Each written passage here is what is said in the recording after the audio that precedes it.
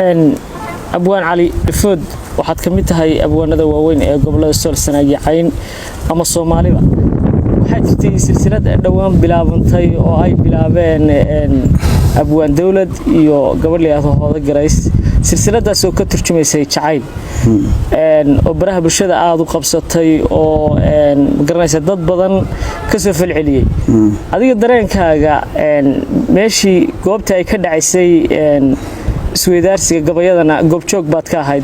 dadkii qiimeynayna oo ku jirtay gabay tartankii gabayada bal maxaa kaaga soo baxay adiga abwaan waxa iga soo baxay horta intii la noolaa jacaylku waa soo jiray waana jiri doonaa inta adduunyada lagu nool yahay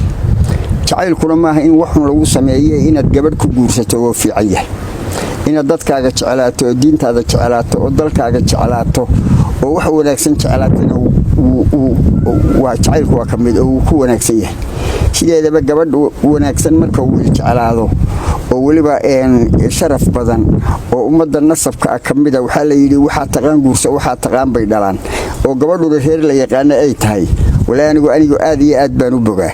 waxa kale oo la yiri guurku waa afar gabdhuhuna waa afar guurku waa afar oo waa tagasho iyo gaadasho iyo hidaraac iyo xilasho gabdhuhuna waa afar oo waa qariyad iyo dhabeel iyo gaari iyo marwo anigu intaba way gula muuqatay gabadh lagu qaadan kara inay tahay intaba gabadhaasi aniga way ila muuqatay marka saaxiibkay markaan la talinayay waxaan iri samow dawlad sahankaagu waa la masaluugan isqiinimu suntaday baa tahoo saaray meel adag wax badan buu dad saxariiriyay oo sheekay noloshii saakana sabuulka buxuu soo salaansaday saakana sabuulka baxay iyo soo salaansaday sakalaha jacayl waa midaan ruuxna saamixin sababtu ku dilay boodhara saaka la hayaa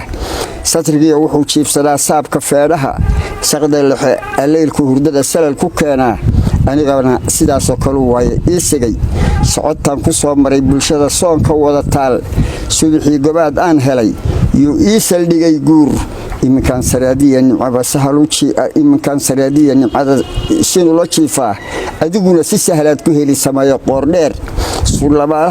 suldhabaalahaaga ku filan saynabta haween markiise hooda siman noogu timid samada buuhoodle siraadka iyo nuurkii ninkuu saaqay baa tahay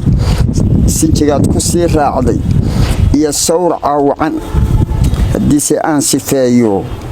sifaha ay ahayd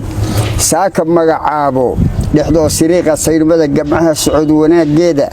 sanqaroor la daawado xubnaha saatir ka abuuray samayskeeda ruuxii arkaa wowsa hawiyayaa salxamaha wejiga laafihii iyo suuradiya luulka sida ay xaqdhowrka u taqaan saajicnimadeeda suubanaanta loo yeelay iyo